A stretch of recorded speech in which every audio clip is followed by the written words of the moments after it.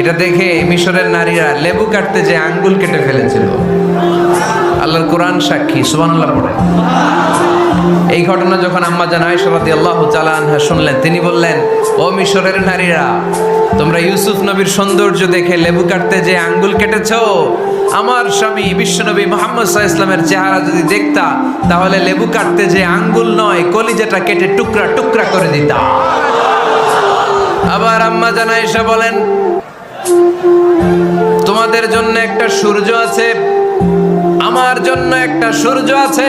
তোমাদের সূর্য আমার সূর্যের মতো নয়, আমার সূর্যটাও তোমাদের সূর্যের মতো নয়। তোমাদের সূর্যটা প্রতিদিন সকালবেলা পূব আকাশে উদিত হয়ে গোটা বিশ্বটারে আলোকিত করে ফেলে, কিন্তু আমার সূর্যটা সকালবেলা উদিত হয় না। সাল্লাল্লাহু আলাইহি ওয়াসাল্লাম, তিনি মানুষ ছিলেন, তবে সাধারণ মানুষ নন।